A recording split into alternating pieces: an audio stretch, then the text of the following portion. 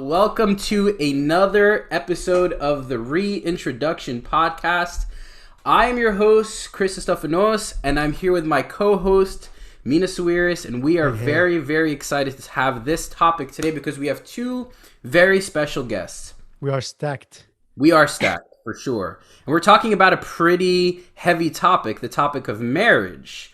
But before we get into the topic, I want to give proper due to our amazing guests and give them a kind introduction. So I'm going to introduce Father Shiryl, and Mina will introduce Dr. Maggie Ateia. So Father Shiryl is a priest of St. Paul Syriac Orthodox Church. He's been married for 9 years with 2 boys. He's a graduate of St. Vladimir's Orthodox Theological Seminary, and he is currently serving in Philadelphia. Is that correct, Father Shiryl? That's correct. I'm sorry about the Eagles. I'm a Giants fan, so we're suffering as well. It hasn't been good for anyone from New York or Philly, but you know we'll give some condolences to one another at the end of the season. Football is dead to me. But thank you, Father Shiryl, for being with us this evening. Absolutely. Glad to be here. Dr. Maggie, we're so happy to have you here. Guys, this is like a stellar introduction here. Dr. Maggie Ateia is a licensed clinical psychologist, and she specializes in relationships and couples therapy. So be on the lookout here, okay? She received her bachelor's in psychology from USC, and then she got her master's. She got her master's from clinical psychology from the California School of Professional Psychology. Because I was like, clinical psychology, professional psychology, which one is the master's, which one is the school? She has completed an externship with Dr. Sue Johnson, who's the founder of Emotionally Focused Therapy, and has been working in private practice for over 17 years. She is currently working on one of her offices. She's continuing to build her private practice by expanding to Orange County. She's based out of California. So thank you for joining us on the East Coast time today. She's very passionate about helping people create deeper connections with one another through developing stronger communication skills and understanding attachment styles. So this is mainly for couples therapy and college students and graduate students. Is that correct, Dr. Maggie? Yes, thank you. Thank you for being here today. My pleasure. So, as Chris said, this is kind of a follow-up to what we have talked about. So the sub-theme of the last couple of episodes is that we're talking about relationships and what God's intention is behind relationships.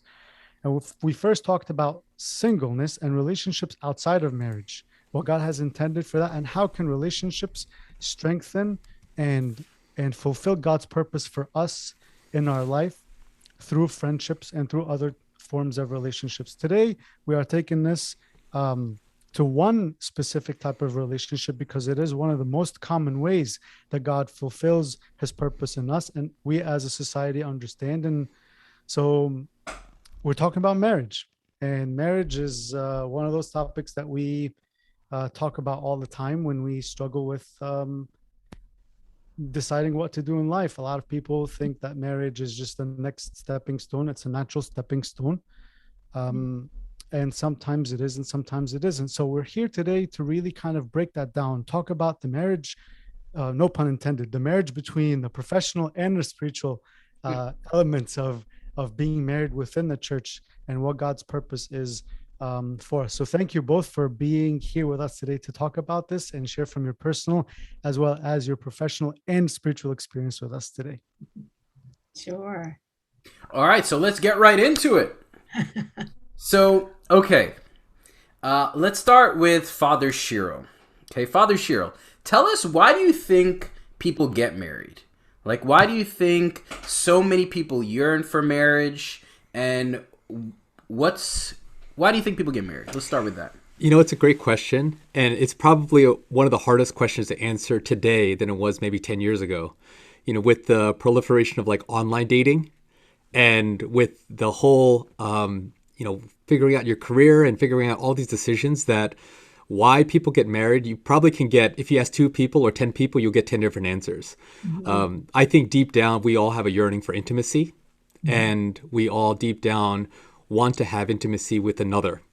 And that has a lot of connotations in today's world. whether it's man and a woman, woman and a woman, female to man to man, has a lot of connotations today. But ultimately, we seek intimacy with one another, and I think there is that element that's there. From immigrant cultures, there's also other reasons why you get married. One of its expectations, that there's a certain age. Luckily, I was born a man, so the expectation for me was a little older than if I was born a woman.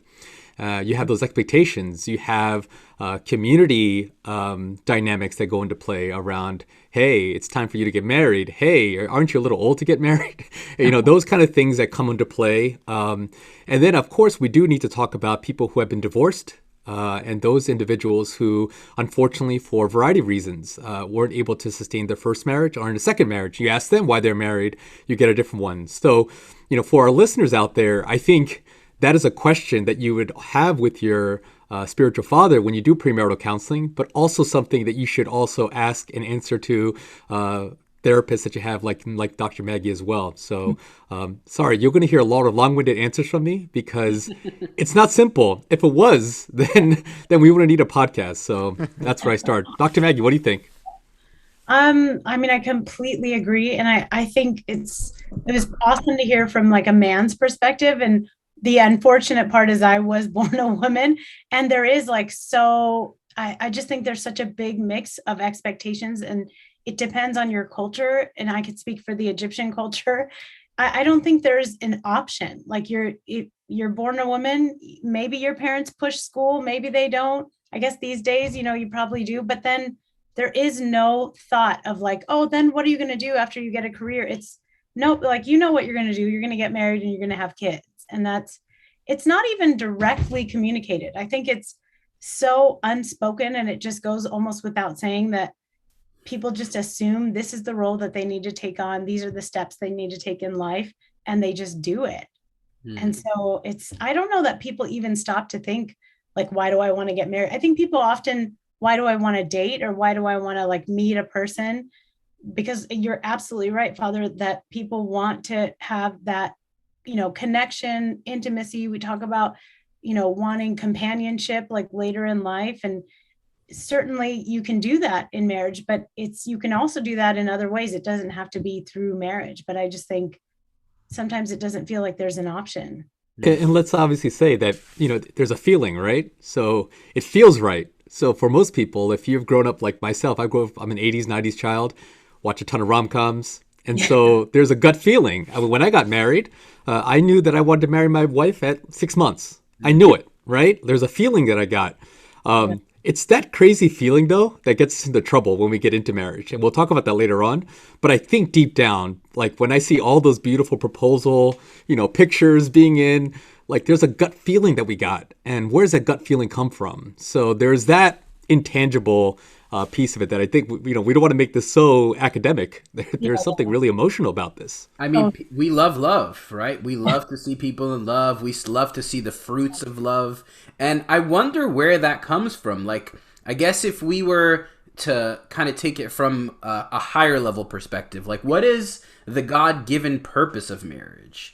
So we know why people get married: intimacy, desire to procreate, desire for human connection, desire for just a variety of sort of self-fulfilling needs.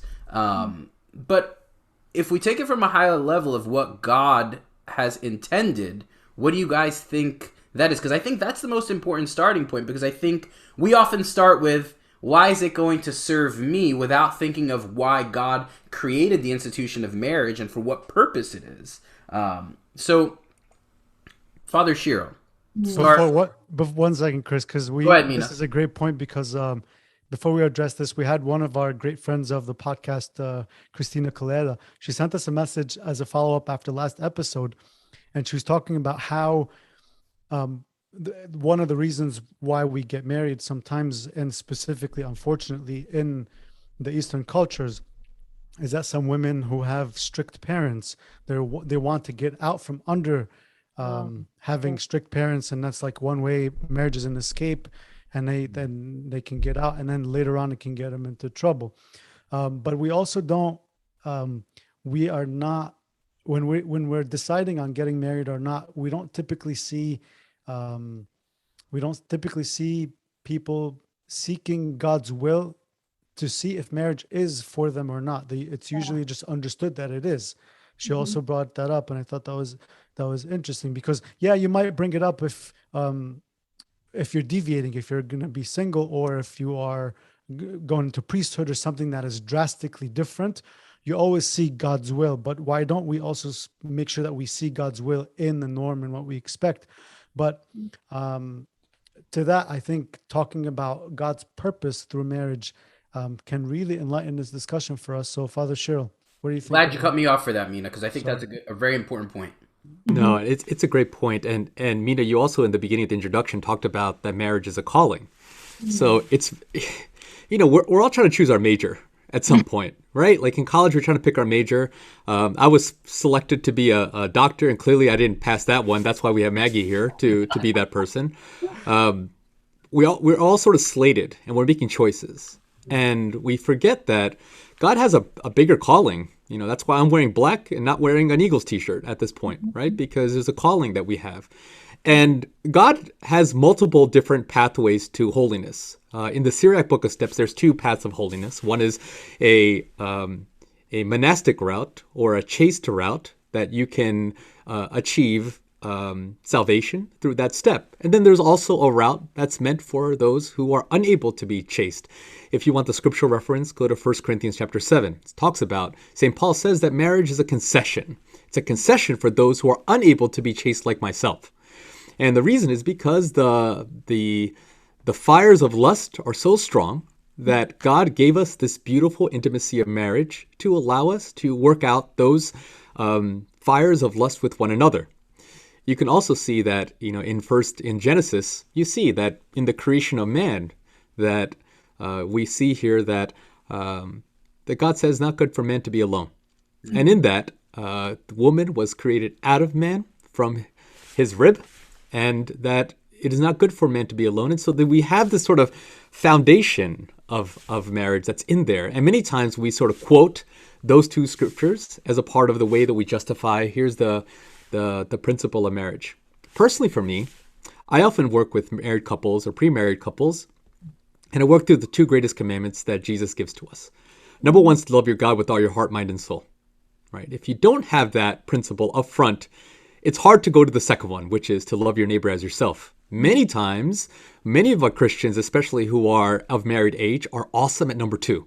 Love your neighbor as yourself. We call that the golden rule. It's a foundation of Western culture, especially especially in America, where we have this sort of like do unto others as you do unto yourself. The challenge is, as you said, if we're unable to love God with all our heart, mind, and soul, then we are unable to figure out how to act that love out in communion with our neighbor. And when I did premarital counseling, I loved it with Presbytera Carrie Pepis. She said, to love your neighbor as yourself, your closest neighbor is going to be whom? Your wife. Mm-hmm. And that this wife of yours is not always going to be your friend, but will be your enemy. Mm-hmm. And when Jesus says, how often do you forgive your enemy? 7 times? 70 times? 7 times, 70 times. And for all of us who are married, how many times do we need to forgive our neighbor? Almost on a daily basis. Mm-hmm. So I find that marriage is an excellent way for us to achieve salvation, because we are literally every single day practicing, working through fundamental Christian principles of repentance, of harmony, of reconciliation, which is the bedrock of as Pope Shenouda would say, a lifestyle of repentance. That if we can work it through with a real person, then we can achieve that with God himself. And I'll conclude here by saying, when I hear confessions, I often say, just think about your marriage. Think about all the things that you've done in your marriage, and that leads to a very fruitful confession. So it's all connected together. And in many ways, I think God, in some ways, when we're going through our hardest parts of marriage, he laughs because he says, that's exactly where I need you to be. I need you to be in this place. And that purpose of marriage, I think, number one is to help, is a concession for us. It's not meant to hurt us, but to help us. And there's so many saints that are married. There's so many people that have that. There is a God-given purpose for marriage. And what do you tell single people in confession then? So single people's the same thing. You would say that work out with family. All right, work out your relationships and family, and you're really again thinking about how practically you're applying your faith. And when people say that I love God with all my heart, can you do that with your brother or your neighbor or your enemy? So it works both ways, but it's a lot easier to work out your salvation in marriage because you cannot leave that person. No matter how often I'm going to have my own separate room, my wife's going to show up, or more often I'm going to show up in my wife's room and bother her because that's the way we arranged it. Yeah, that's beautiful, Father Shiryl. And I think that's taking that commandment and taking both elements of it, the love you God with all your heart, and how if we focus only on the second component of it, it doesn't give it justice. We'll always tire out and we'll never be able to actually live it through. So Dr. Maggie, with taking that in mind, then what do we talk when we talk about a successful Christian marriage? What do you see with from your professional experience and your dealings with in the community with people who are married? What do you look for, and what is it that when you see, you say, wow, this is a successful marriage and this is why it's successful? I mean, I think a marriage where people are working, where people recognize, like, where you go into it with different expectations. Like, this is the problem. I think, I had it too when I was single, is the idea of we don't realize what we're waiting for. Like, you're looking towards getting married. And I think we all go into marriage with certain expectations, whether you expect it to be exactly like your parents or completely opposite of your parents, or exactly like that rom-com that you watched, or all of those movies and TV shows that are just ridiculous, because that is just not what marriage is like. Whether they show the glorious, beautiful side of marriage or the terrible side of marriage, that's not how it is on a daily basis. It is a mixture of all of that. But I just don't think it's the same as like becoming a parent. I don't think you know what to expect until you're in it. It is the refiner's fire. Like, marriage really is. I mean, it is exactly what you were saying, Father, but it really is. It's difficult. It's a lot of work. So when I see a successful marriage, I mean, and guess what? Like, it's an occupational bias, but I don't see too many very, very successful marriages because people are coming because they need help, right? And then I see them creating success through getting help. But the reality is the struggle is real. Like, it is hard. The idea of loving someone every single day and choosing to love them even when you hate them, that's hard. It's a lot of work. And so it's a lot of self-work. It's not just like the work between the relationship. It's like, I have to let go of my pride and my arrogance and my ego of thinking like, no, this is the right way to do it. And, I have to let that go. And that is hard because we are very self-centered human beings. I remember somebody once said to me, they said, in marriage, there is both heaven and hell. And you have the potential to be both heaven and hell for your spouse. The choice is yours. And it's really fascinating because I love what both of you said, because I think people's expectations of marriage is often that it's going to fulfill what is lacking in their own life. They think that they're lacking something, and then when they get to marriage, it's going to be now they've like leveled up. And we talked about this in the singleness episode last week or a month ago, that marriage isn't like a level up. Marriage is a natural evolution that God has intended for you, a calling for your own life, like Father Shiryl was alluding to. And that calling is meant to elevate you in your relationship with the other, which is your wife, and in your relationship with God. But I think many of us enter into marriage for selfish reasons, and I think that's what creates oftentimes some struggles. I remember, like, when I was going through premarital counseling, Heba and I, it was really funny because I had thought, like, man, we have read all these books. We've, like, got all this therapy. Like, we're good. Like, we got all these people that we're talking to. So many people that have guided us. And then when we got into marriage, I'm like, whoa, this is so much different. I'm, like, trying to, like, fill your love tank with the love language. I'm trying to, like, use these Gottman techniques in communication. Right. And I'm like, it's not working, right? Because you're dealing with a person who has specific situations that are going on, and you have to be conscientious of, yeah, you can be better prepared, but I think I was trying to fulfill something within myself that was lacking, and it wasn't until I got into marriage that I was like, wow, God is trying to actually strip me of myself to make me more present for the person in front of me. So I guess for my tangent, I'm sorry guys.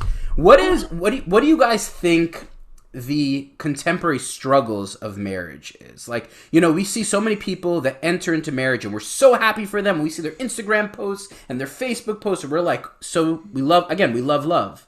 But what are things that people struggle with on a day-to-day basis that you think if they are a little bit more aware of, they might prep themselves a little better for it? Selfishness. Maggie, you start. Tell us what you think. Selfishness. Selfishness. Okay, talk to us about that. I mean, Mina, don't be offended, but like when you're single, you live for yourself. We were all people who are married. You live for yourself. And like the old, like what we're seeing is the trend is people are getting married later in life. So the trend used to be in your late 20s, mid 20s. Now it's like early 30s, mid 30s. So this shift, which I think is good because people are still very immature, but like, I think that the shift is good to wait, until you're old enough and, whatever it is, you've matured, gone through your stuff. What happens as you get older is you've lived now 32, 33, 34 years for yourself. So imagine then you put all of those selfish needs and desires and wants that you've already been dealing with on your own for that long. You have to put that aside, literally die to the self in order to create a marriage. Because when you're married, I'm no longer just Maggie. Like I am Maggie and Peter, like we are one. So that is like an incredibly hard struggle. Mm-hmm. And at first, like Father, when we were talking about the stages of marriage, like that idea of when you're first just single married, like just married without kids, it's hard, but it's a little bit easier. But when you have kids is when a whole new world opens up of dying to the self, like, because there is no more self when you're a parent, especially to littles. But like, yeah. So I think selfishness, well, I'm just going to leave it as, that's my thought. It's selfishness. And to that point, absolutely 100%. I mean, and I talked to Chris about this and I always bring this up.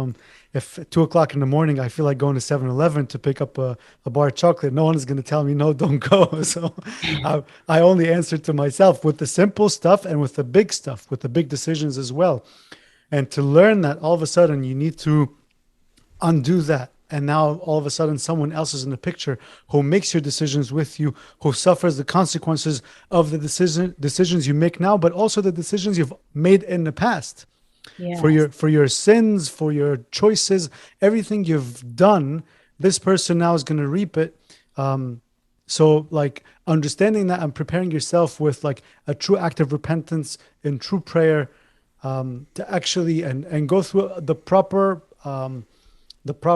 kind of I don't know how to describe it, but you have to dissolve yourself or break yourself down and then build yourself up, like you said, death, to die and then to be able to do that. Father Shiryl, what do you think about death? we must remember our death daily, right? We have to remember our death. And what I want to kill, if we could just wait in this little topic for a little bit, what I want to kill is our multiple profiles. Right? So we've got everyone's got profiles. They got your Facebook profile, you got your IG profile, you got your TikTok profile, Snapchat, you've got your online dating profile. And I remember when I was courting my wife, because priest daughters don't date, they court, and deacons don't date, they court as well. So just put that on Front Street. The person that I met was not the person that I live with now. Mm-hmm. It wasn't, right? My wife knew the game. She knew how to play it. And you put your best foot forward, right? And of course, like you meet someone that you like, you're going to put your best foot forward. I think the contemporary struggle is that we're trying to put our marriage in a box and trying to make it the best presentation in front of everyone. Mm. And how often, especially in Orthodox communities, is it so important for us to put our best foot forward and look as nice as possible? Our kids look amazing together. We look amazing together. Man, if I don't see another proposal video or an engagement shoot or the trailer on the wedding, I'll be fine. Like I don't like it doesn't excite me anymore. But this is our culture. And I'll tell you guys, like in COVID, like Indian weddings used to be huge, like 600, 800 people. Now because of COVID, they have to be like 150 people, right? But still, we have this sort of like, how is it going to look out into the world, right? And it goes back again to Maggie, your point, selfishness. But the number one issue or the sin that fell the first married couple, Adam and Eve, was what? It was pride. Pride was what dropped them. It was a simple commandment not to eat this fruit from the tree of knowledge, and they did it. Mm-hmm. Why? Because they believed they wanted to be just like God. Yeah. And so, like, when you think about, why we work out our salvation through marriage is because, man, it's hard for two people to fight each other every single day.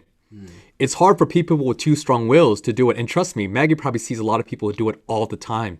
Mm. And so what I would say is, like, contemporary wise is like, we're trying to be someone we're not in our non-church days. Now we got a social profile.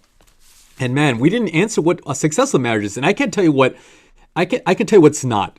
It's not a filtered marriage. Mm-hmm. I want an unfiltered, authentic marriage where I can be my authentic self.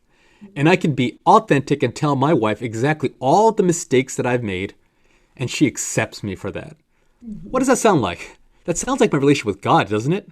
Mm-hmm. If I can't have that with my spouse and see the living image of God with her, how can I have that with God? And so I go back again. Why I go back to these principles of love your God with all your heart, mind, and soul, and love your the other as yourself is because, man, we live in such a filtered society. We can put filter effects on everything, and man, it's so hard to live up to everyone else's expectations and then also our own expectations. Man, I'm a broken person myself, and now I got to live up to not only my expectations but also someone else's. Yeah. Man, that's a challenge, and I feel like the pressure has continually increased because now we have so many different eyes on it. But man, I tell you, it's hard to live today than it was 10 years ago because of that. Mm-hmm. To your point, Father Shiryl, about vulnerability, about being open and real in marriage. It's funny that you bring this up because I was speaking to a spiritual mentor of mine yesterday, and he sent me this quote that I thought really pertains to this. He said, "Vulnerability removes walls. Vulnerability chooses love over fear. Vulnerability sees the potential of pain and does not cower in fear, but rather opens one up for true and deep relationship." Mm-hmm. And I love that. I love the reality that vulnerability allows for true authentic self, like for you to be the most real, the most honest, the most ugliest and best version of yourself in marriage, and to be loved as you are is truly divine. And that's why marriage gives you the opportunity to do that. To love somebody in their ugliest and in their best it's one of the craziest paradoxes. That's why St. Paul says, truly it is a mystery. Who can explain it? Like, how do you explain how a person can be the fullest version of themselves and still be loved in both the good and the bad? And I think it's like one of the most beautiful things that God gives us in marriage is this ability to be real. But how many times do we hear people withholding their true self in marriage and not getting that fullest potential that's available, right?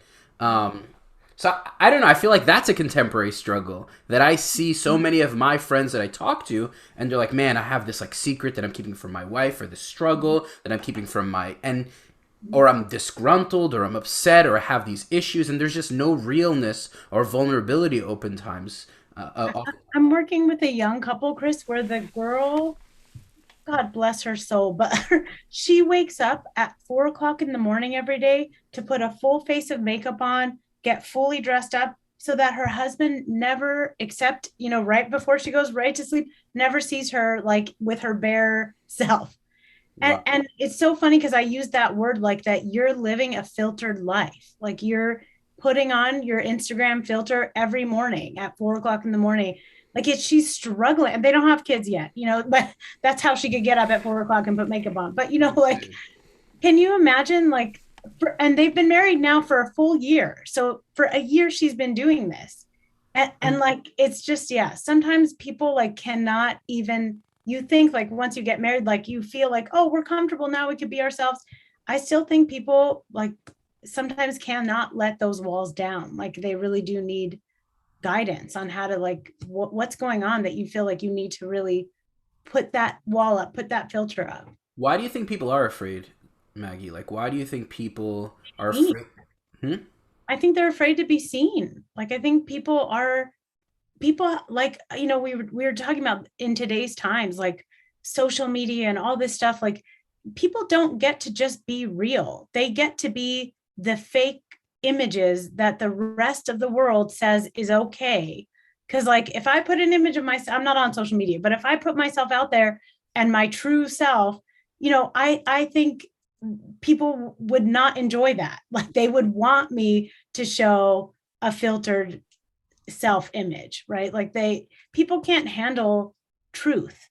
People say that they want the truth and they want your authentic self, but no one can handle it. Like I just think it's Uh, this hypocrisy of today. It kind of reminds me of some fig leaves that were covered, used to cover themselves when people were naked. Yeah. Right? They're ashamed. Yeah. Go back to when they weren't ashamed. So Mm-hmm. in Genesis, when they didn't sin, they were not ashamed. Mm-hmm. When they did sin, they realized they were naked and they covered themselves up. Mm-hmm. So when you ask, like, why do people do that? I mean, I don't think it's a married thing, right? This happens before marriage, right? Yeah. That there's an expectation that people won't love me as I am. And that goes way before, we would say, like, those are your daddy issues or your mommy issues, like the Mm-hmm. ones that you had when you weren't loved. And that's why, like, when you're now in it, right? When you're now married and you have kids, it's so important. But for most people, they feel like the world doesn't love them as they are. They have to be something that they're not. And the more that you get away with that, like you cheat on a test and you get a good grade and suddenly you think that's the right thing to do. It's all motivation. So if I get away with, and for this example that we had, right? She wakes up in the morning, that's the way my husband loved me because perhaps maybe in the past someone did not love me for my authentic self. Mm-hmm. But man, I hope this podcast tells people that there is some people, many people that love you for your authentic self. Yeah. And it's so important that number one, we realize that for me personally, I had to realize that God loved me for my authentic self, not where I was going to be, but where I am today. And he also knows where I'm going to be, and that someone else could also love that as well. Mm-hmm. But I didn't love myself before I got into my marriage, right? So I had to do that work. And man, I see a lot of pitfalls contemporary wise is that we try to fit a time window and we haven't done the work. And now we're doing it while we're married and you got another person on your back doing it as well. That, I think, I don't know if it's a contemporary story of Chris, Amina, and Maggie, but I think it's like when we try to slate a time for it, what I often hear people slate for is, man, I have to get settled in my job. Like, I got to get my career right and I got to get my house right and then I could get married. But I'm like, do you got yourself right? Mm-hmm. Because if you got yourself right, you could build mountains with just little bits because we've seen our immigrant communities do that. With very little, they made a lot. That's how it is in especially Indian communities. And I love it about the immigrant hustle. Mm-hmm. But for like our second gen, third gen folks, they feel like they got to get everything else right before they get married. And they haven't done the work. And that's why things like this and like doing that work for yourself. And I think our society's moving towards that now, I think.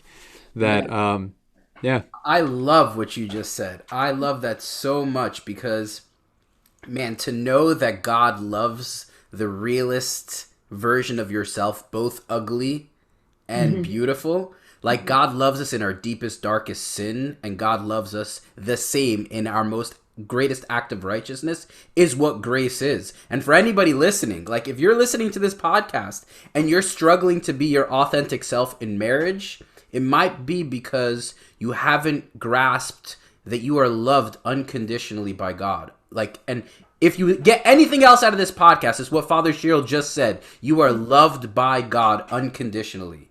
And let that sink in. Let that like kind of simmer. Let it sit in your heart. Let that be the way you lead your life, that you are loved by God unconditionally. Because it's from there that everything else comes. I'm sorry, I just need to interject on that moment because you hit on, I think, one of the most important points of this whole podcast. Absolutely. But I'll say this. Someone could be listening to this and could say, you know what?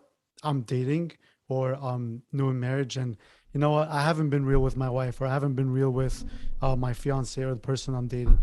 It's time to be real. and I pick up the phone or go see my fiance and I dump everything on her, all of a sudden, everything, and be like, I need to be my authentic self. It's time to do that.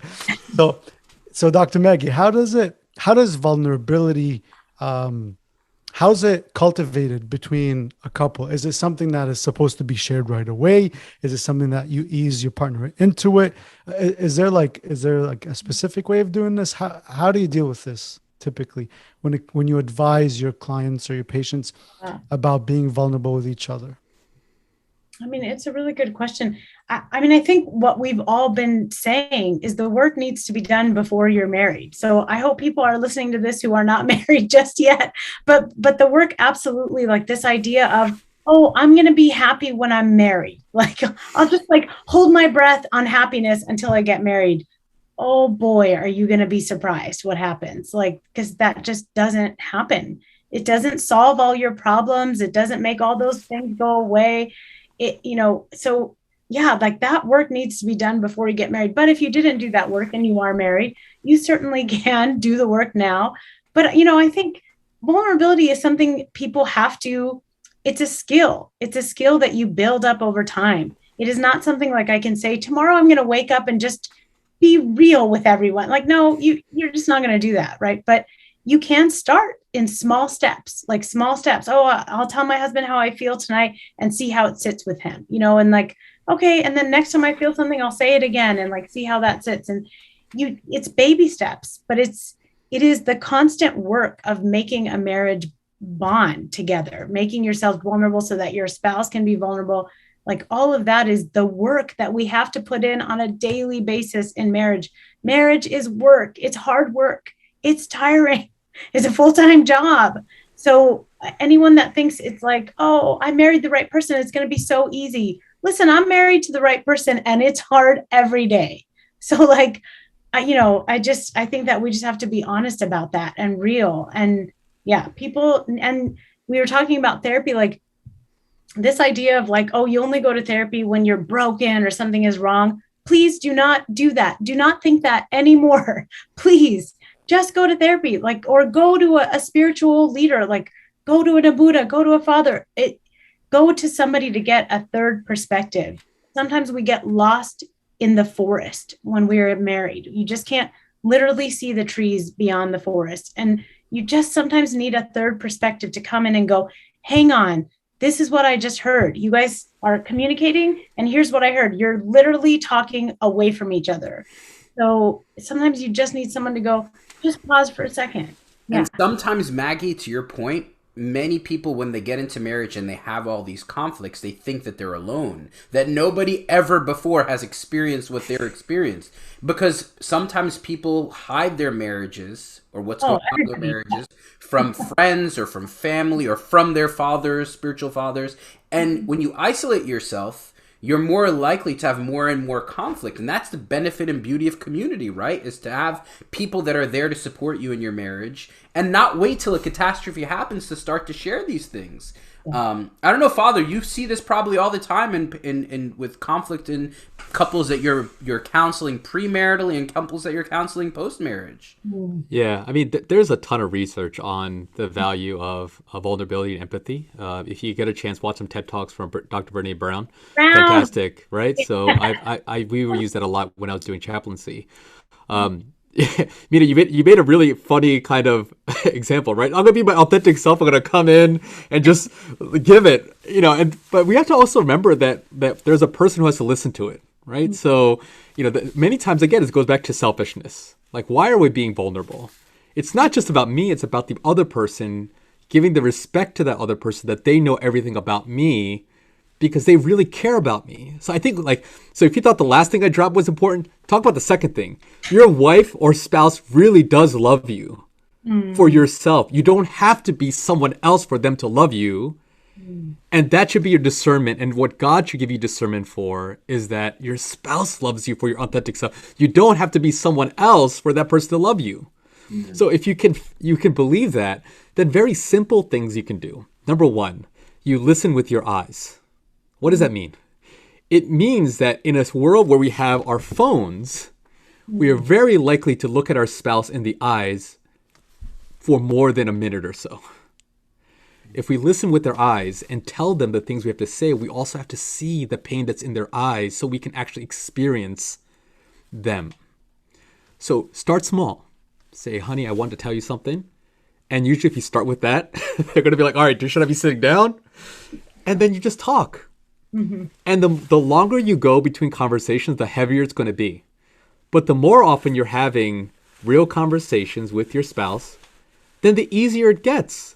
It's the same way with confession. If you waited 8 years for confession, then this is when I get like Water Runs Dry Boys to Men confessions. People breaking down 40-minute confessions. For those folks who are going all the time, there's nothing emotional about it. Why? Because God trampled death by death and he killed sin. So there's nothing with it. So what I'd say is, like, if you're going to be vulnerable, and really vulnerable and intimacy are connected together. Intimacy is not a physical thing. Vulnerability and intimacy are connected. It's an emotional, spiritual thing. That if you want to be intimate with your spouse, and trust me, after you get past when you're looking all fine, and now you're getting older and uglier, actually my spouse gets more beautiful because now I'm seeing past this and into this and to this. And so those vulnerable experiences are investments you're making so that you can really feel connected to your partner. And what I would say is you listen with your eyes, you give it to them slow, and you hear, hey, how do you feel about that? And another great movie to watch is Inside Out. Inside Out is an animated movie, but it claims feelings.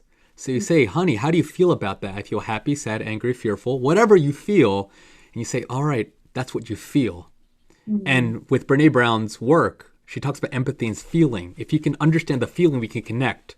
That's how a priest can go into a person's house who has died and connect, because they're not connecting because I can't explain what you're going through, but I've been there on my own level. I can experience grief and I can connect. But man, if you want to be vulnerable, you got to first not be about you, but about being about, I want to share it with the person that I know cares about me. They need to know this. It's almost my responsibility to let them know. And then when you let them know and say, I love you for this, accept the consequences. They may be upset, but you know what?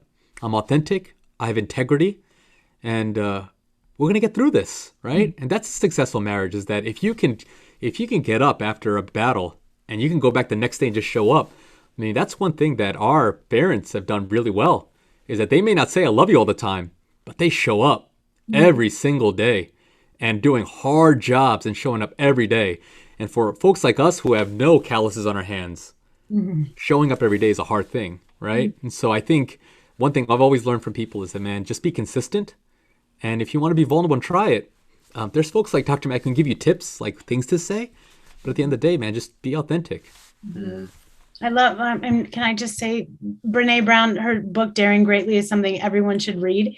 But she talks about like being in the arena, like when you're vulnerable, like you're in there, you use the word battle, like being in the arena means also your spouse is in there with you. So you're not fighting against that idea of being vulnerable. You're fighting with each other, like you're in the battlefield together. So, I mean, that's really important. And then there was something I was going to say, I forgot. I'll come back to it. And I mean, and that's honestly, both of these points are beautiful.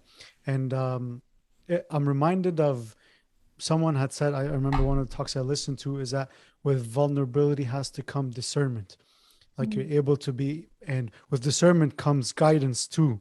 Like there's guidance from God, guidance from your spiritual fathers, and from like older couples that you can look up to and things like that. So Father Shiryl, then when we talk about discernment and guidance, when we talk about that, what can we say the role of the church is when it comes to getting people prepped for marriage?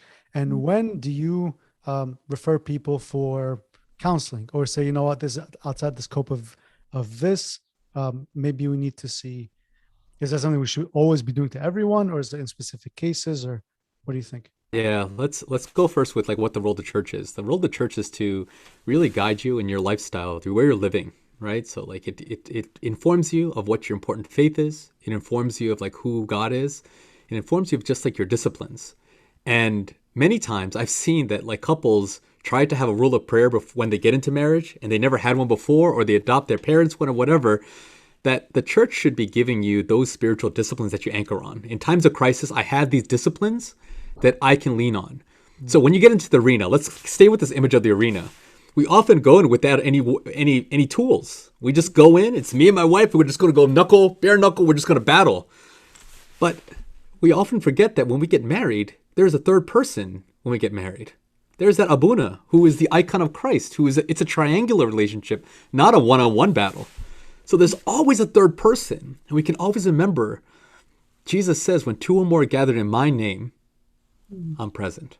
Right? So there's always, I'm not discounting the need for professional therapy, but always remember, no matter what, that when two or more are gathered in my name, I'm present. Now the challenge is, are those two people gathered in their name? Right? So the church is necessary to ensure that both people are of like-minded faith, are orthodox, of true faith, that are connect together.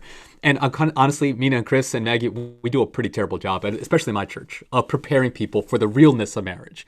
We give like Sunday school answers, check the box, multiple choice. Do you understand this? But to really like actualize it and make it praxis. So we have sort of our espoused theology, and now we're talking about operationalizing that theology into our marriage. We do a pretty lousy job of it. And to ask questions, I feel like this is one of those ones where we just need to we're afraid to ask silly questions. And I think someone said here, I don't know if someone said, but they said, yeah, Abuna, you see that? I said, no, I don't. Because they're too afraid to show that I'm having a rough marriage to the priest, because that's a sign of shame. Like, I should only go to my priest when I'm about to get divorced, because then this Holy Spirit will come and cleanse everything. But really, man, I hear doing confession, but other than that, people don't. And that's what the church should be, is that, I would say like in primary care, it's like you go there first, right? Hey, you're a gatekeeper. Abuna, I've got this issue. And the Abuna should be a humble person to say, yeah, that's in my lane. No, that's not in my lane, right? Because I think now more than ever, and I hope our church understands this, that therapy is not a sign of weakness. Therapy is a sign of strength. We don't teach children how to interact with others, neither in school, neither in church. So where are they going to learn it from? We go then when things are more acute and we have to go to specialists or the emergency room to get it. So what I say is the church can help building blocks, practice how to do that. But then at some point, I've seen a lot of priests, and we were taught this very, very clearly in seminary, that if it's out of your lane, stay out of the lane. See another person, but always check in. So the priest can always check in and say, hey, I saw you with Dr. Maggie. Let me know how it went. How did you feel? What do you need me to pray for you? Right? So I'm always there, but I don't have to be the one that does it. But man, I think a lot of young priests fall into the traps of like seeing like a superhero Abuna that does everything. But in reality, nowadays, man, there's so much more resources. And it comes whether marriage counseling, addiction counseling, that are built upon this idea that like, how do we rehabilitate someone? So I would just say, man, the church has got to be this holy place for sinners, a hospital for sinners. And then from there, depending on your acuity, we can handle it at church, or if not, we got to go elsewhere. But the church is not bounded by a building. The church is always going to be with you no matter what. That's why I give you that idea about two or more being gathered, because God's always there. Wow, that's powerful. Maggie, how have you seen it? Where do you see this handoff kind of thing? Am I just talking fictitious things, or how do you see it? No, I mean, there's a lot of Abunas here in LA, that I know, because they know me personally, then they can send people from the congregation to me, or to there's a lot of therapists, but I see exactly what you're saying, Father, like this idea of, yes, when it comes to certain things in a marriage, that's where Abunas like jump in. That's where we need them. And we do need that.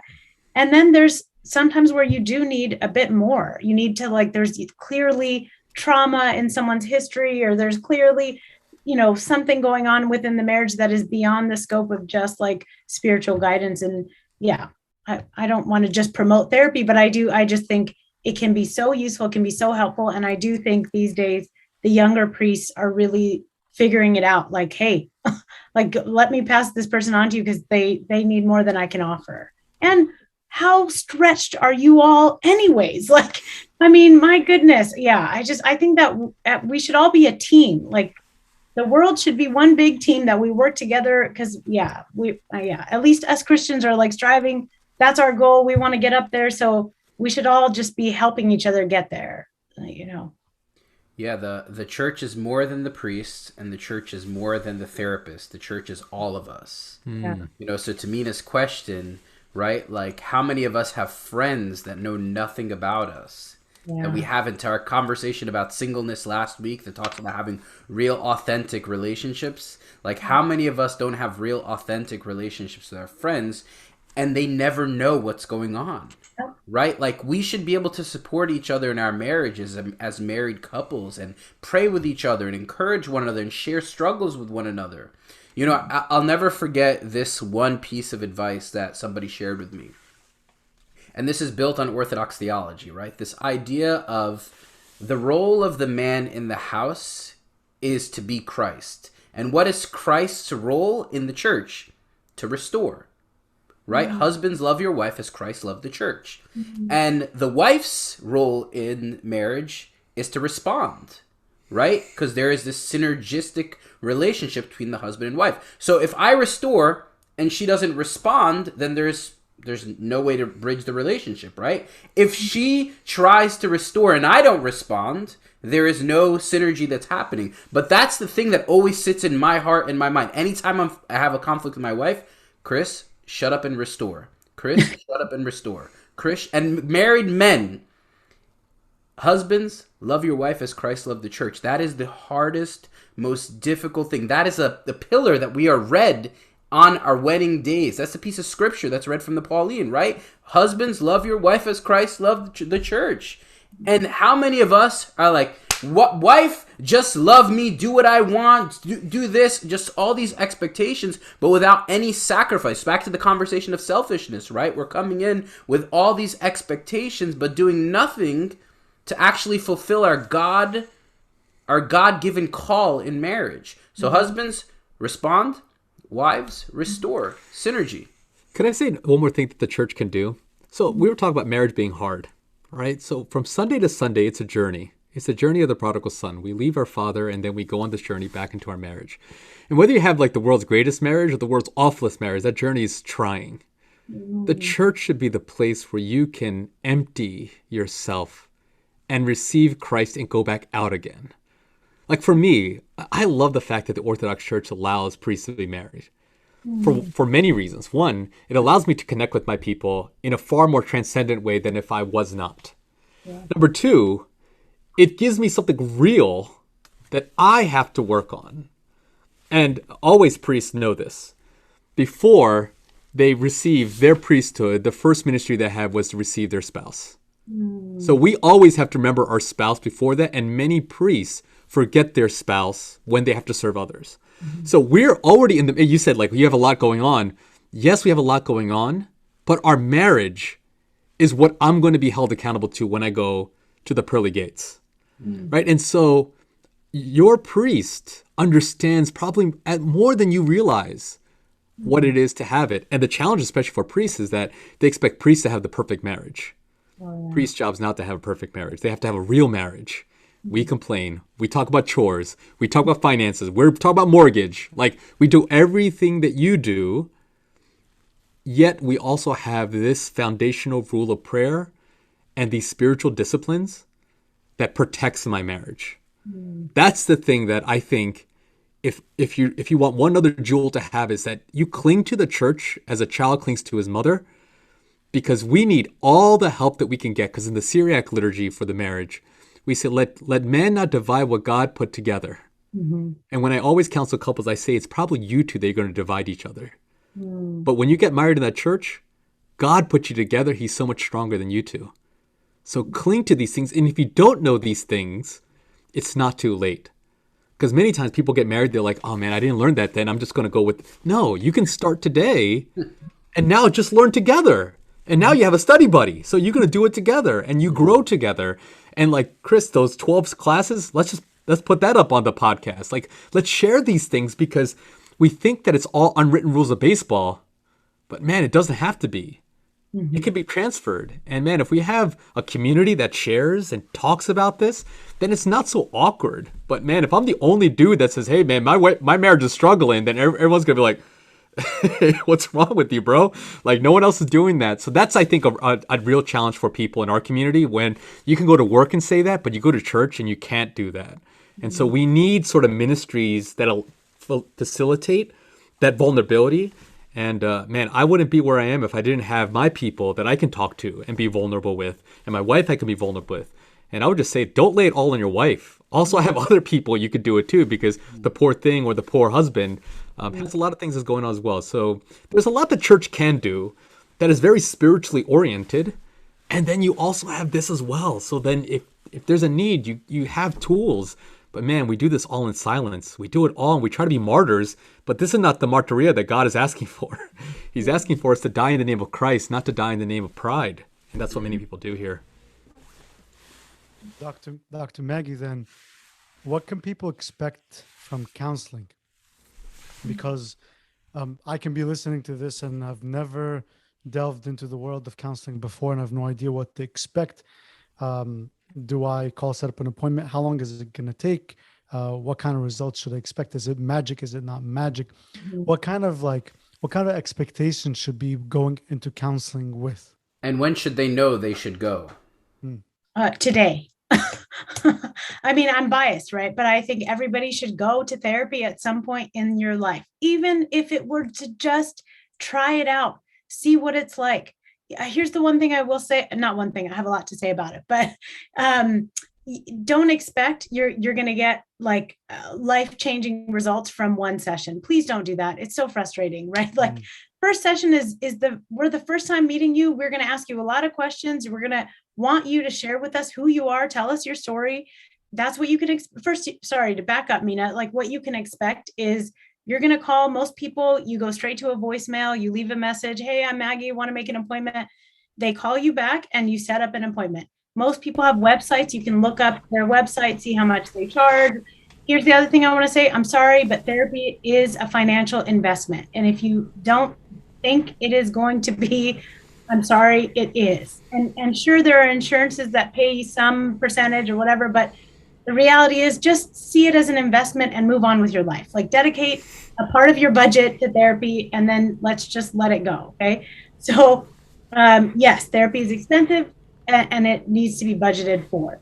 So first session, you're just, again, it's a lot of dumping. Like people are coming and just telling us like, this is what we're here for and fix us and help us and solve our problems. You're not going to get anything out of session one. We are going to get a lot. It's the therapists that get a lot. We learn a lot about you. We learn what you need, what you want from us. Give it, I would say, a bare minimum of like 8 to 10 sessions, bare minimum, to really even see like, is this for me? And here, what all the research shows, if it's not a goodness of fit between the therapist and the patient, their progress won't be made. So if you don't feel like you're connecting with your therapist, and I don't mean, do you love your therapist? Are they sweet and nice and warm and touchy-feely? Because that's not our job. Sometimes our job is to say, you're doing it wrong. Like, I'm sorry, but I'm pointing out to you what you're doing wrong. You got to fix it. So it's not always like fluffy, like, oh, good for you. I'm going to validate everything you say and feel. And no, sometimes we challenge. So I think it's the goodness of fit is how comfortable, how safe do you feel with that person? Can you open up? Can you be your authentic selves? Like, can you just be real? And please do not lie to therapists because there's no point in lying to us. We are not telling people what you are telling us. That's the other thing you can expect. Every word you say in therapy is confidential. There's like some caveats to that. We don't have to go into it, but the reality is everything you say in therapy is we are held liable for that. So everything you say, even if like an abuna refers you, that abuna will never know what you have told that therapist. So don't worry about that. But yeah, and the idea of like, when should I go? I feel like, why wouldn't you just try it? Like we all struggle, right? So what happens if somebody goes to Maggie and they see you at church? Should they is there like an awkwardness there? Like, because maybe there may be somebody within the Coptic community in LA that wants to come see you. Like, yeah. How do you deal with that in terms of like, because there are many other Egyptian therapists, and I guess the question of like if they see you, and then the question of is there a role? Should you go to a Christian therapist or a non-Christian therapist? I guess that's an important question for us to caveat. I mean, I'll be honest with you. I don't think it really matters. Like I think that if you have a good either psychologist or therapist, depending on their degrees, like if you go to a good person, they're there to help you. You bring them your issues and they're going to help guide you.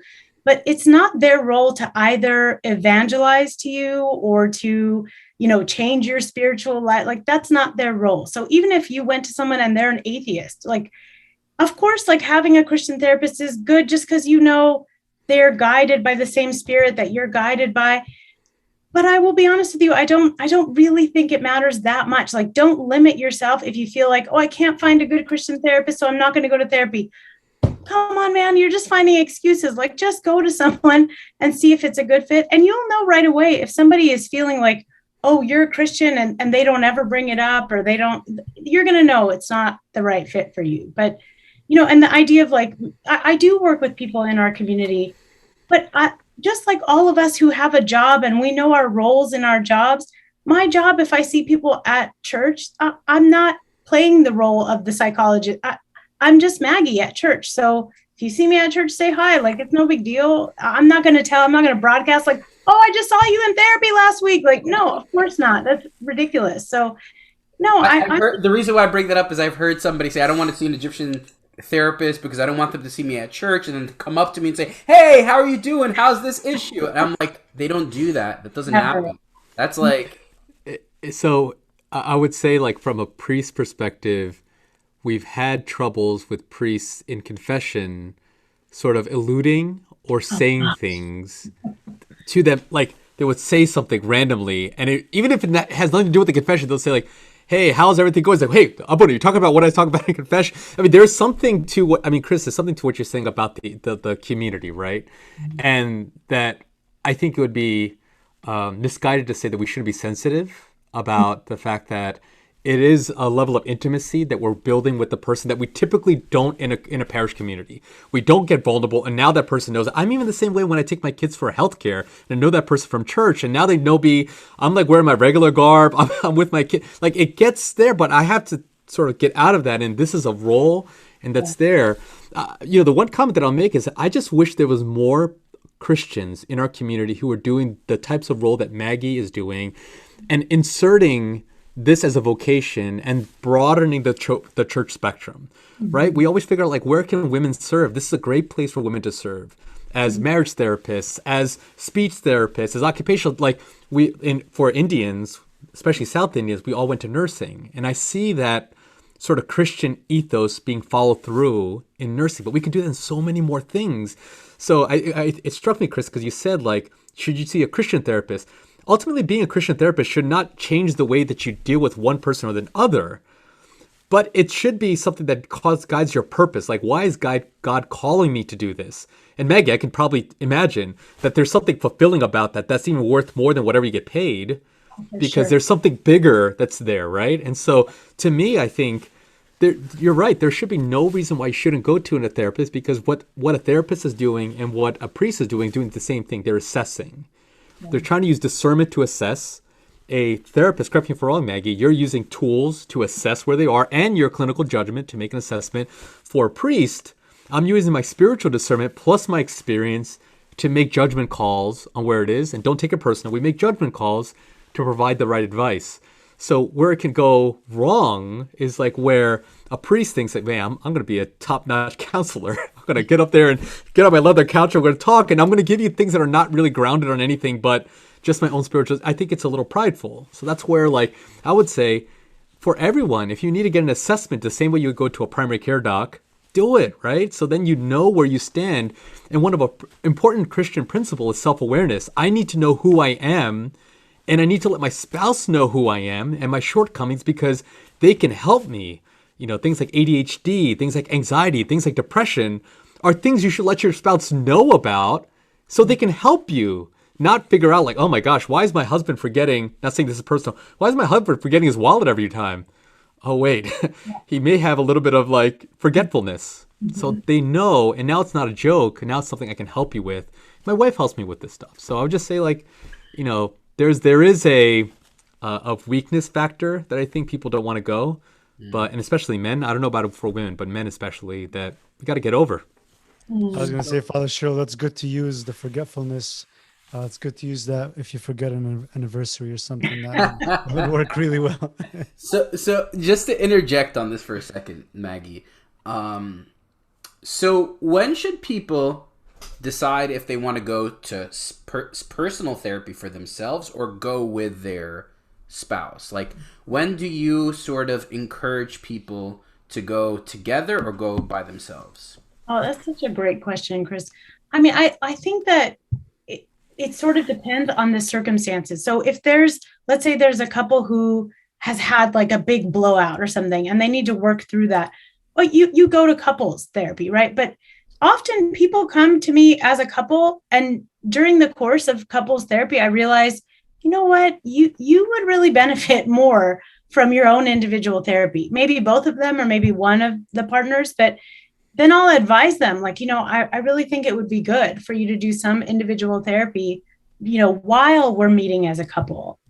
But I think sometimes we know, like, internally, like, oh, I'm really struggling with this thing, whatever it is, and I'm taking it out on my husband or I'm taking it out on my wife. Then, like, maybe some individual work would be better. Because then if you're super anxious and you find I'm yelling at my kids, I'm not talking about myself. I'm impatient with my kids, not talking about myself. I'm impatient with my husband, again, not talking about myself. Like, if you're constantly realizing that, then it's not a couples issue. Like, it's not a me and him issue. It's a me thing. Like, I got to work on my own stuff. Right. So then that's when, individual therapy is better. So to Father Shiryl, to ask you that question in its relationship to spiritual struggles that you see people have independently that often manifest in marriage. Yeah, I think ultimately at the end of the day, it's an individual issue, right? So many times our faith is based on reaction, not action. How we react is the true measure of faith versus how we act. So if my spouse acts to me in one particular way, how do I react? And I often give the example of Christ enduring his passion. He voluntarily accepted the death for us sinners. He was spit on and alienated. And then he kept silent and continued through the cross.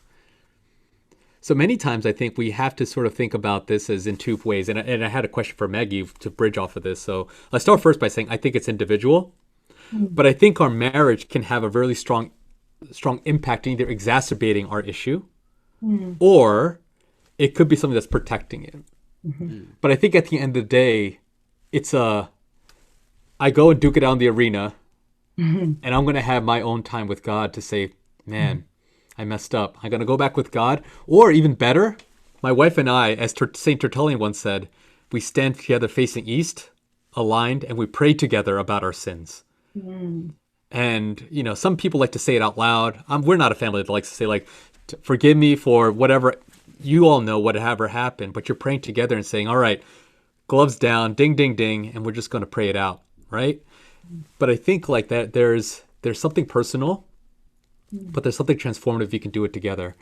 And I often ask, like, Maggie, especially, like, when you work with people, is that how much of it do you need to work with the person first before you work with the couple? Because oftentimes, especially in my circumstances, I've seen that, like, one of the spouses says, I can't fix them and fix myself as well. Like, I've been given this responsibility of fixing them, and I don't have that weight because I'm also broken myself. So now this marriage became now a weight. That when I was single, I didn't have that weight. I was working on myself, and now, like, it's so heavy. And I think a lot of couples who are in that heavy marriage just want to feel lighter. And man, they say, like, God, Abuna, you said my yoke is light, but man, this marriage feels heavy. So, like, for that couple, for this person who says, like, my spouse's burdens are just too heavy for me, I'm trying to carry that burden like Christ says, but how would you advise them? Like, would you tell them to, like, hey, like, let's fix it one-on-one and then come back together? Like, how do you work out that nuance? Because I see that often too many times is that one person feel like they need to fix them because they love them, but they also are not equipped to do that as well, just like an Abuna is. And so how would you advise them? I mean, I think it's whatever is going to get them in the door. You know, what I realize is there's like so many people that it's just a struggle to get them to get some help. And so if you come in as a couple, but I can clearly see like it is maybe one person over the other that is like the leader of the problems, right? So we would say like the identified patient within the dynamic, right? So if we see that, like if you're good at doing couples therapy, you're going to recognize that and maybe help that person grow within the context of couples therapy. I think not to hone in on Egyptian men, but I think that like, culturally it's harder to get a man, an Egyptian man, maybe even an Indian man to come in to individual therapy, but they'll come in with their wife who's like begging them, please, honey, I want that. So then they come in and I can clearly see it is maybe him who may need more guidance or may need more help, but he won't come to see me alone. So then I just make it an individual session in the context of a couple therapy session. You just end up like sort of honing in more on one person or the other, and you try to balance it out. It's all a dance, like, that all therapy is just literally the waltz, and we're figuring it all out together. So I think whatever gets you in the door, do it. Okay, so I want to be cognizant of time, and I want to ask some final questions, okay? So, talked about therapy, we talked about spiritual struggles, we talked about vulnerability, we talked about a relationship with God in being the precursor to all of this. But what kind of advice do you have for people who are not yet married that are desiring marriage, and what are some things that they should be considering before they take the step of marriage? I mean, go ahead, Maggie. I'll just really quick. I mean, what I'll say is marriage is hard, but it is fantastic. I know we talk a lot about like the difficulties because we don't talk enough about the difficulties, but there are such beautiful moments in marriage that you cannot even put a price on it. Like it's remarkable to have we're talking about someone love you in your most vulnerable state, like give birth to a child with your husband standing next to you. Like I am telling you, there's a level of love there that you just will never, ever feel from another person. If they don't pass out first. If they don't pass out and if they're willing to stand there. But honestly, it's there's so many times that I look at Peter and I just think like, thank you, God, for this person in my life, because it's beautiful. It is really, really beautiful and difficult. So it's okay. You can have both.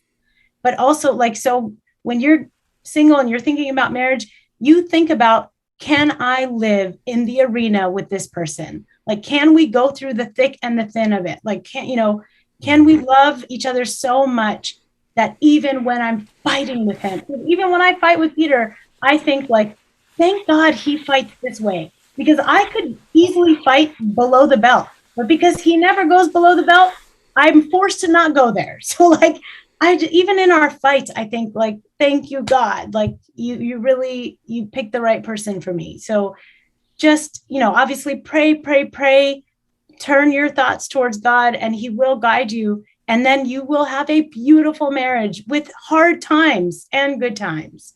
Mm-hmm. Father Shiryl.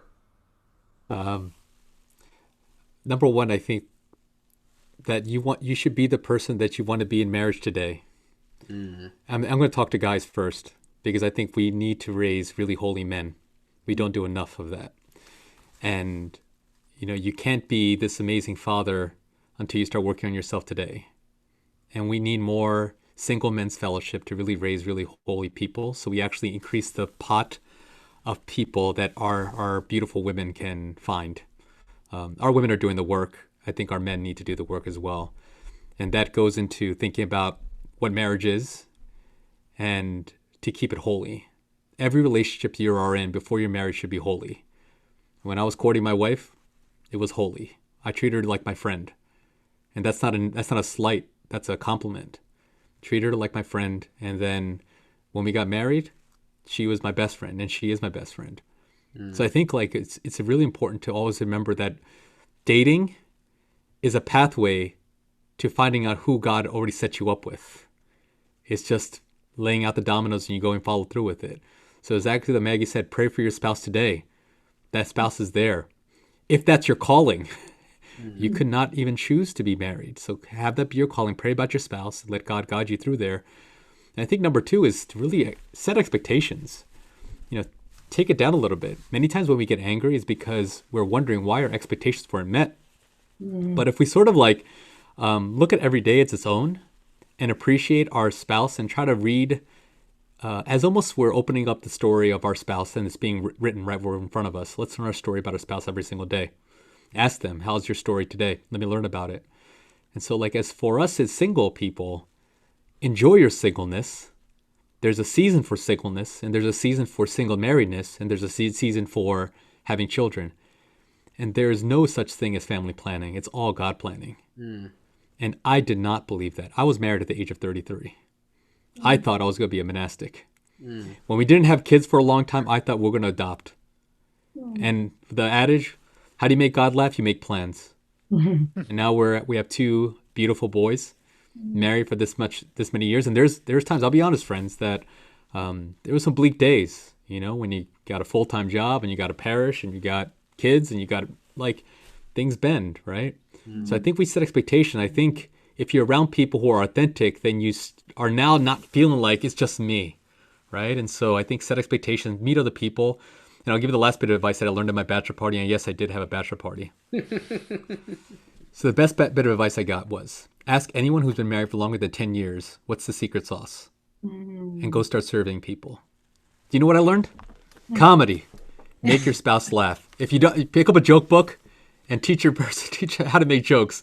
And I'll tell you, I'm the worst comedian, but I can diffuse most arguments by telling the corniest joke. And that usually diffuses the first argument about, I don't even know what we argued about, but that's what I learned in my imperfect survey. But yeah, ask people who are married more than 10 years. You can do that in your own parish. Do as an experiment. All the seniors and elders, go ask them, hey, how are you married this long? And they say, Ella, he makes good food. And then you go with it, right? But I think learning from our elders and know that you're not creating the wheel. You're basically just following in a litany of people who have been struggling with you. And you're not alone on this. Amen to that. I love it. I always got laugh together and play together. So play games. I tell people all the time, pick up a game, learn a card game with your spouse. Talk to each other. Talk about something other than your kids. Nothing drives me crazier than when people have kids and then that's all they talk to their spouse about. And it's important. You got to do the information download. I get it. But then at the end of that conversation, go, honey, how was your day? How are you feeling today? How often does it happen where we just do the check them? So I did this and I did that. I did that. I did this. I did that. And you're exhausted. And that happens so often. So a really nice question you just said there was, how was your day and how are you feeling today? Yeah. Or what's the most exciting part of your day? Yeah. And then always ask the follow-up question. Don't just leave it at that. Continue to explore the story of your spouse because you think you know them. And I don't know about you guys, Chris, Maggie, I feel like I learn my spouse every single day something new when I'm open to asking the question. But many times we're I know him. He's going to do this. But man, there's so many new things, right? On my wedding day, I said I'm the most blessed man alive. And all these years later, we're 6 years married, twin babies, 16 months old. I'm still the most blessed man alive. And not to be mushy-gushy, but my wife truly has made me a better man because she's been seeking God every day. And I've been seeking God every single day. And we've been helping each other grow to be who God has called us to be. So for sure, what you both said tonight has been so powerful in so many ways because it's really resonated a lot of reminders for me in my own marriage. But I guess my final question, because I know we got to wrap up, for those who are struggling, for those who are going through hard times right now, those who are in the arena right now and they're standing in opposite corners, what do you say to them this evening? Turn towards each other. Just remember, you chose that person. Love is a choice and you choose it every day. We choose to love God every day. You have to choose to love your spouse every day. Make that choice. Because if you don't make that choice, think about the other choice you're making. It's one or the other.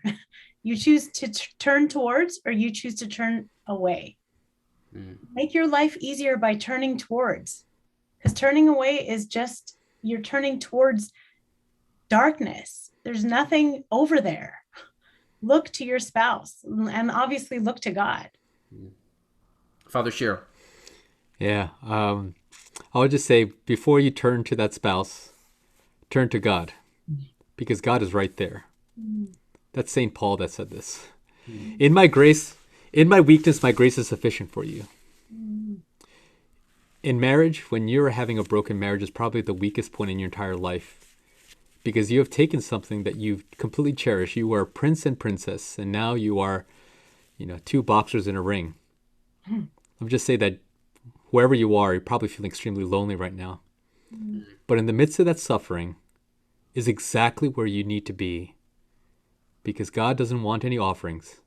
He wants a broken and contrite heart. If you turn to God and begin the journey there, know that His grace, what is grace? Grace is protection. And grace from Latin is grazie, thankfulness, that God is there with me, and that you don't have to be in the arena alone. Your spouse is also with you, and God is with you. And then from there, don't just leave it to just this fictitious sort of high, but instead now take the first step, exactly what Maggie said. The first step always in marriage is, who's being the first one to bow down? Who's the first one to throw down the gloves? Men restore. Men restore. Restore, right? Get up and be what God has called you to be. Restore. Get out there, humble yourself, and restore. Be as Christ. Christ doesn't make conditions in His restoration of you. So don't make conditions in restoration of your relationship. And I'm gonna be super passionate about that, because there's so many, our egos are so big. The self is the killer of marriage. The ego is what kills everything. So humble yourself in the sight of the Lord, and He will lift you up. He will give you the grace to see what you love about your spouse in that moment where you hate her the most. Yeah, there isn't a self. Two becomes one flesh. And wives, respond. Don't just say, you know what, you did this and you did this. Respond. That's the church. Respond. I'm going to say this 1,000 times. If your husband is coming with a contrite heart, or if he's coming with a contrite heart, even though you are the starter, respond. There's, in the humility, in the dying of oneself, there should be a restoration that happens there. I'm sorry, I just had to chime in because you guys got me excited. But can I say one thing? You may respond. You may restore, and the person doesn't respond. What do? Continue to restore. Keep restoring. Why? Because people say, "Oh, I restored and she didn't respond." Well, forget the restoring. Yeah. I want her to respond, right? Yeah. And that's the problem. Yeah. That's the problem. Yeah. Is because, hey, Chris gave me a formula, and the formula is not working. My marriage is broken. Life is not. I just want to pause here. It's really important that for us to be like Christ, all these tests are to improve our patience. And so eventually, to your point, Chris, when you restore, they will respond if it's what God's wanting. Christ never makes a condition on His restoration. That's love. That's agape. 1,000 times He comes, 1,000,000 times, unconditionally He comes and He restores us. So that's that same mindset. Let it be in your mind, the mind of Christ, right? That who did not consider it robbery to be equal, but humbled Himself, right? Come on. I mean, Philippines 2, brother. Oh, come on. Married people, if you're in a dark place, let's seek God and restore, but respond to one another. Amen. 9:55. I want to be cognizant of time, guys, or 6:55 West Coast time. Mina, you've been quiet. Any closing thoughts? No, I was going to say, with this conversation, I want anyone who's listening to us today to feel hugged. I want you to feel a warm, tight hug, because you're first hugged by God. Yes, exactly. You're first hugged by God, and you're hugged by the church, and you're hugged by the church community, and you're hugged by therapy, because God has given us all these tools for our own restoration. for our marriages, for our relationships in general. So if you've never been married and you're looking into it, keep that in mind. Like, feel the excitement about being changed, becoming a new man and a new woman. If you're married and you're struggling, feel the excitement of renewing of your marriage. If you've had a bad marriage or a failed marriage, you're on your second marriage, third marriage, fourth marriage, or whatever, don't give up, because you are still loved and you're forgiven. If it was your fault or not your fault, you're forgiven. You can be restored, and you can restore once again. Seek out all these tools together, and God will reward you for everything that you've done. So I want you to feel hugged. Whoever you are today listening to us, feel the love of God in your heart. Thank you so much, Dr. Maggie and Father Shiryl, for this edifying, real, and deep to the heart conversation that we've had today. If you're new to the podcast, make sure you go to our page on Facebook, like the page so we know you're here and we know that you're listening. Send us messages, tell us what you think, send us questions, send us comments. We're always happy, and we look forward to hearing from you. Check us out on Facebook, check us out wherever you get your podcasts, Apple, Google, wherever you get your podcasts from. And until next time, we leave you with the grace of God. Be easy and good night. Good night. And if you were looking for a therapist, Dr. Maggie Ateia, check her up on whatever, Google, search her. Google her. Practice. Father Shiryl has some great sermons out there. Listen to him. But have a wonderful night, everybody.